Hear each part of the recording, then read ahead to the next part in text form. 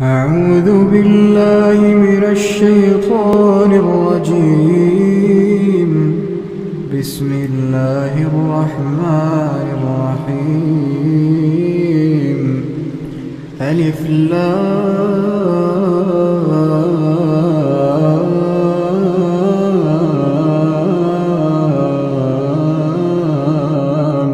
ميم.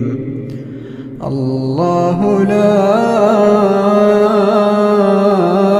إله إلا هو الحي القيوم.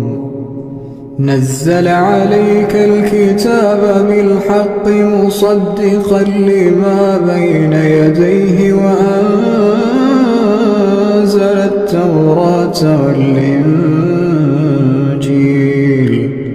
من قبل هدى للناس وأنزل الفرقان.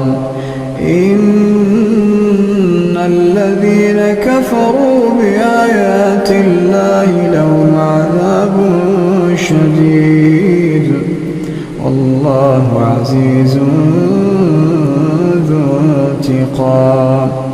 إن الله لا يخفى عليه شيء في الأرض ولا في السماء. هو الذي يصوركم في الأرحام كيف يشاء. لا إله إلا هو العزيز الحكيم. هو الذي أنزل عليك الكتاب منه آيات محكمات هن أم الكتاب وأخر متشابهات. فأما الذين في قلوبهم زيغ فيتبعون ما تشابه منه ابتغاء الفتنة وابتغاء تأويله وما يعلم تأويله إلا الله. والراسخون في العلم يقولون آمنا به كل من عند ربنا وما يذكر إلا أولو الألباب.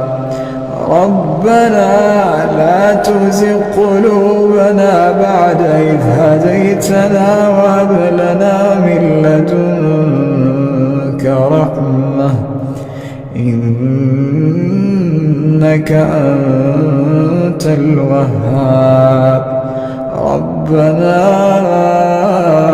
إنك جامع الناس ليوم لا ريب فيه إن الله لا يخلف الميعاد. إن الذين كفروا لن تغني عنهم أموالهم ولا أولادهم من الله شيئا وأولئك هم وقود النار. كدأب آل فرعون والذين من قبلهم كذبوا بآياتنا فأخذهم الله بذنوبهم والله شديد العقاب.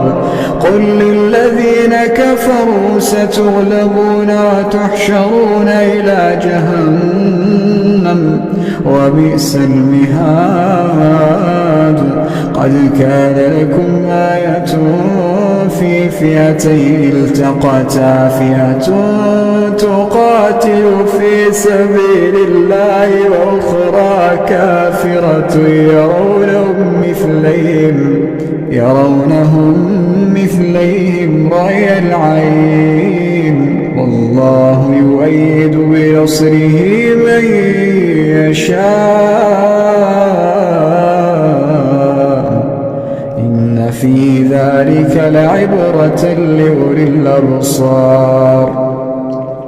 زين للناس حب الشهوات من النساء والبنين والقناطير المقنطرة من الذهب والفضة والخيل المسومة والأنعام والحرث، ذلك متاع الحياة الدنيا،